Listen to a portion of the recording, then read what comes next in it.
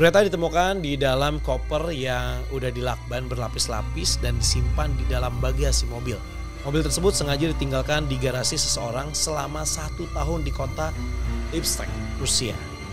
Polisi pun melakukan investigasi yang mengarah ke mantan pacar Greta. Kembali lagi di Unseen, ruang untuk merasakan karena tidak semua bisa dilihat. Biasanya profesi sebagai model itu impian bagi banyak orang karena mereka punya tubuh yang healthy dan juga proporsional. Tapi kayaknya kalau misalnya kalian dengar kasus tragis dari model-model ini, kayak kalian bakal ngurungin niat sih sebenarnya. Ya, di episode Unseen kali ini gue mau bahas kasus-kasus mengerikan yang menimpa model-model cantik. Oke, dari kasus ini yang bikin mengerikan adalah pelakunya sendiri dari orang terdekat. Ngebayangin aja udah bikin ngeri kan ya. Gimana ceritanya? Simak sampai habis.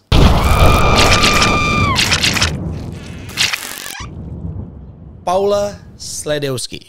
Oke, yang pertama datang dari seorang perempuan berumur 26 tahun bernama Paula Angela Sledowski.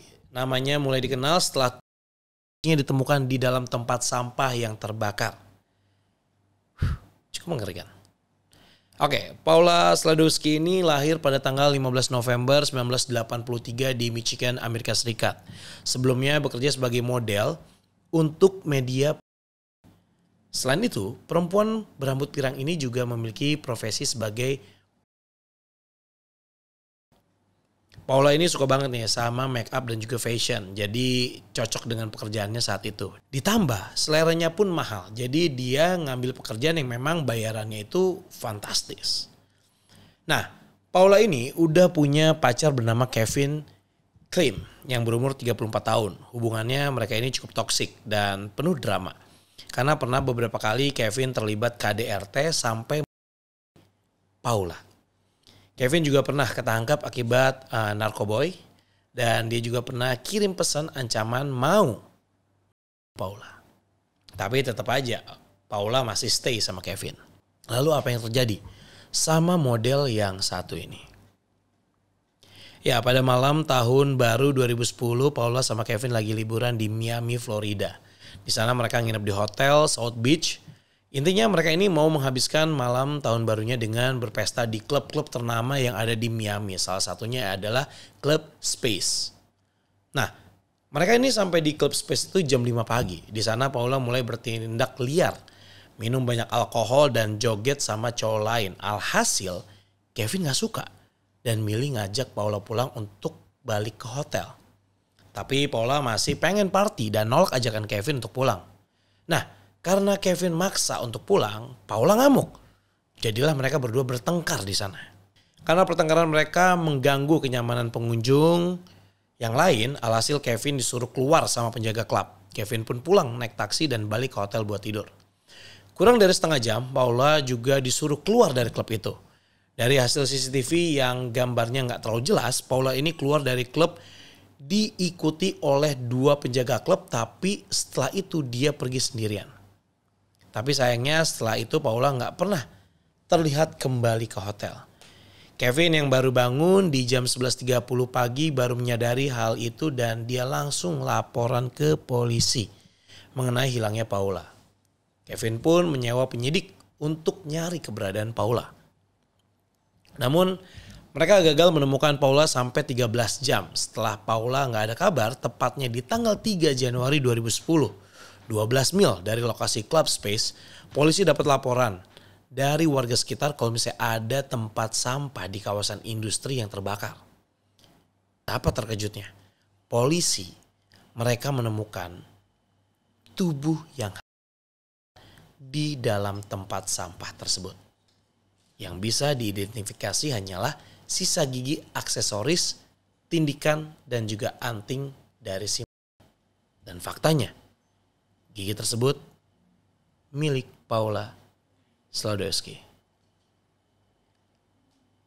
Lalu, siapa tersangka di balik kasus Paula? Awalnya polisi mencurigai Kevin Klim sebagai tersangka karena dia yang terakhir terlibat bersama Paula. Ditambah yang gue bilang di awal, Kevin punya riwayat KDRT ke Paula. Jadi polisi makin curiga. Tapi setelah diusut lebih jauh, Kevin ini terbukti tidak bersalah. Lalu polisi juga memeriksa penjaga klub yang mengusir Kevin dan Paula di malam itu. Tapi gak ada bukti juga kalau misalnya mereka terlibat dalam ini. Jadi mereka gak bersalah. Dan ya, dari 2010 sampai saat ini, polisi sudah menyebar sketsa wajah yang diduga pelakunya. Namun pelaku yang tega menghabisi Paula Swiderski ini tidak pernah ditemukan. Dengan begitu, motifnya pun nggak ada yang pernah tahu. Tapi ada teori yang dipercaya oleh polisi Miami bahwa Paula dihabisi di tempat lain dan dibawa ke tempat sampah itu berada. Kemungkinan pelakunya adalah orang lokal yang mengetahui seluk-beluk tempat itu. Mengingat tempatnya ini tuh sulit untuk dijangkau. Gimana menurut kalian? Apakah ini perbuatan yang korban secara acak atau ada campur tangan Kevin yang merencanakan ini semua? Menarik ya. Carol Maltesi. Oke, kita lanjut ke pembahasan yang kedua mengenai model yang bernama asli Carol Maltesi. Carol Maltesi atau dikenal di kalangan pengguna ini sebagai Charlotte NG. Carol ini juga cukup terkenal ya di aplikasi tersebut, bahkan sampai diperkirakan punya penghasilan 10.000 pound sterling setiap bulannya. Carol ini merupakan perempuan blasteran Italia Belanda yang berumur 26 tahun dan dia udah memiliki satu anak perempuan berumur 6 tahun dari mantan suaminya. Carol ini pernah bekerja sebagai sales assistant di sebuah toko parfum sebelum terjun ke pembuatan. Setelah itu Carol ini pernah menjalin hubungan pacaran dengan David Fontana yang sekaligus tetangganya. David ini bisa dibilang lawan mainnya Carol di kontennya. Dan gak hanya itu, David ini ternyata terkenal sebagai food blogger yang memiliki pekerjaan sebagai pegawai bank. Lalu apa yang menimpa Carol Maltesi? Ya, Carol terakhir kali terlihat di sekitar rumahnya di kawasan Rescaldina dekat kota Milan. Sampai akhirnya polisi menemukan yang tersebar di berbagai tempat. Saat itu tepatnya di pagi hari antara tanggal 10 atau 11 Januari 2022, Carol dan juga David ini lagi buat konten. Setelah konten selesai dibuat, mereka terlibat pertengkaran hebat yang membuat David tega menghabisin Carol dengan hammer. Untuk menghilangkan jejak, dia dan memasukkan potongan-potongan Carol ke dalam 4 kantong sampah untuk disimpan dalam freezer rumahnya. Lalu, berapa hari setelahnya, dia mulai membuang kantong-kantong itu ke beberapa titik lokasi di kota Borno, provinsi Brescia, Italia. Nah, kalian pasti paham kan? Yang namanya konten kreator itu harus konsisten upload kontennya. Kalau enggak para viewersnya bakal nyariin. Nah, ini udah dipikirin sama David. Supaya orang-orang gak curiga, David membuat seolah-olah Carol ini masih hidup, yaitu dengan cara mengupload stok video milik Carol dan membahas komen fansnya Carol. David juga membayarkan uang sewa rumah Carol dan memakai HP Carol untuk kirim pesan ke ibunya Carol. Dan itu dia lakukan sampai berbulan-bulan. Tapi yang gak bisa dilakukan sebagai Carol, yaitu hadir ke acara yang dimana Carol adalah bintang tamunya. Dari situ, pada bulan Maret 2022, keluarga Carol ini curiga dan melaporkan hilangnya Carol. Beberapa hari kemudian, polisi menemukan di dalam kantong sampah. Awalnya polisi kesulitan untuk cari tahu siapa korban ini. Tapi setelah diberitakan ciri-ciri korbannya, ada salah satu jurnalis sekaligus fans Carol bernama Andrea Tortelli yang mengenali tanda tato tersebut. Tanda tato itu mengarah kepada Carol Maltesi. Karena terakhir kali Carol ini terlihat dengan David, akhirnya polisi mengarahkan dugaan tersangka kepada David. David pun diinterogasi dan siapa sangka ia akhirnya mengakui perbuatannya tersebut. Dari pernyataan David, alasan dia tega menghabisi Carol karena adanya rasa cemburu. Dia gak mau Carol jatuh ke tangan pria lain atau balikan dengan mantan suaminya. Alias David mau hubungan yang serius dengan Carol. Tapi Carol nggak mau. Dan terjadilah hal naas tersebut. Akibat hal ini, David Fontana, pria berumur 34 tahun ini dinyatakan bersalah atas 3 tuduhan kejahatan. Dan menyembunyikan bukti. David pun dikurung di penjara Busto Arsizio seumur hidup. Dan gue heran ya, kenapa orang gampang banget ngilangin nyawa orang lain. Terus dengan alasan cemburu karena cinta. Ini kayak gak ada pikirannya nih orang. Greta Fedler. Oke guys, ini model yang terakhir datang dari negara Rusia bernama Greta Fedler.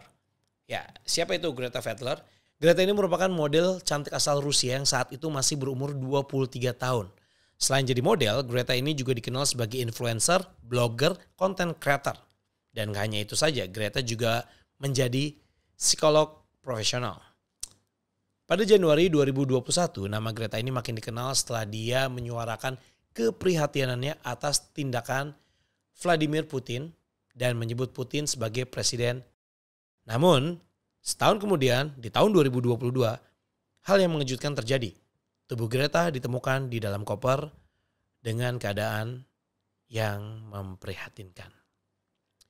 Lalu apa yang terjadi dengan Greta? Ya, Greta Fedler sebelumnya sempat dilaporkan menghilang oleh temannya yang bernama Nick Foster.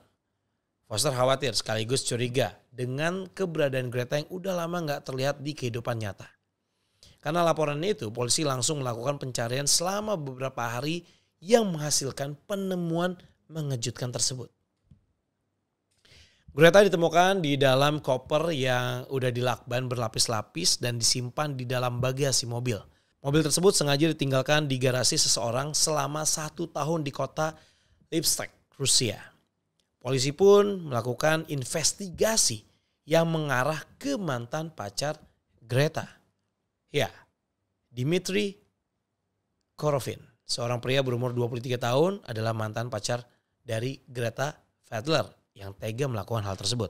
Jadi gini guys kronologinya. Sebulan setelah Greta posting kritikannya tentang Putin, sekitar bulan Maret 2021, Dmitry menemui Greta di suatu hotel di kota Moskow, Rusia.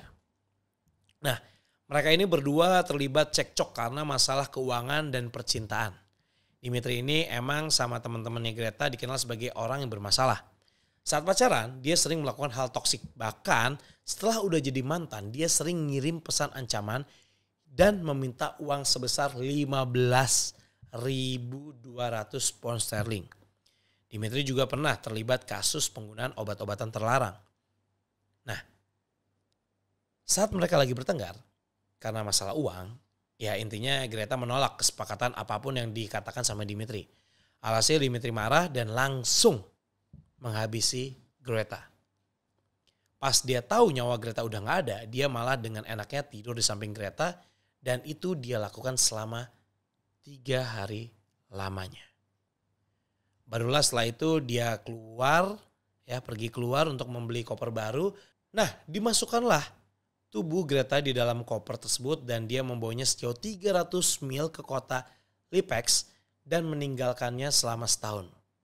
Untuk menyamarkan baunya, si Dmitry ini sengaja memasukkan areng ke dalam situ. Nah, terus kenapa orang-orang baru tahu setelah setahun lamanya? Ya guys, Dmitry ini kan emang udah mikirin supaya orang-orang percaya kalau Greta emang masih hidup. Yaitu dengan cara memposting stok foto lama ke Instagramnya Greta.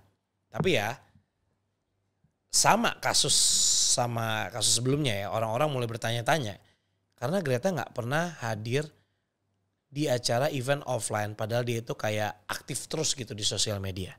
Dan setelah setahun barulah kasus itu terungkap. Dmitry pun ditangkap dan dijatuhi hukuman penjara. Motifnya pun nggak lain dan nggak bukan adalah masalah keuangan dan juga percintaan. Jadi clear ya guys di sini. Greta nggak ada sangkut pautnya sama kritikan yang diberikan ke Putin. Jadi pure karena masalah pribadi dia dengan Dmitry. Emang paling bener itu nggak usah ada yang namanya cinta-cintaan kali ya. Ngeri gak sih kalau misalnya dapat yang modelnya toksik kayak gini? Oke, mudah-mudahan ini nggak pernah terjadi ya di Indonesia ya. Walaupun sekarang lagi rame bahwa ada pertoksikan dengan mantan pacar, terus mengarah ke, ini yang gue baca, yang gue lihat di sosial media, mengarah ke mantannya yang menyebarkan video yang kurang pantas lah. Itu aja udah parah, apalagi menghabisi nyawa seseorang. Dunia makin gila ya.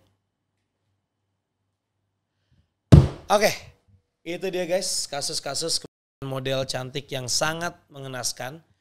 Lagi dan lagi masalahnya gak jauh dari harta dan juga percintaan.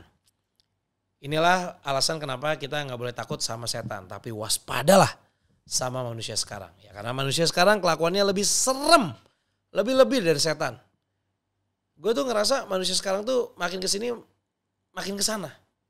Iya gak sih? Hah? Makin kesini makin kesana pada kenapa sih orang-orang gitu kan? Oke, untuk nextnya kita mau bahas apa lagi? Kalau misalnya kalian pengen gue bahas mengenai kasus lainnya, boleh masukin saran kalian, ketik di kolom komentar. Dan gue juga tetap akan nunggu cerita menarik dan juga serem dari kalian yang ceritanya menarik menurut kita. Itu akan kita bawakan di next episode-nya. Jadi ceritanya langsung kirimin aja ke email kita di fadipotret@gmail.com. Jangan lupa untuk jempol kalian. Udah sembuh jempolnya. Klik like, komen, subscribe, dan juga nyalain loncengnya. Terus kalau misalnya ada iklan, jangan di skip ya.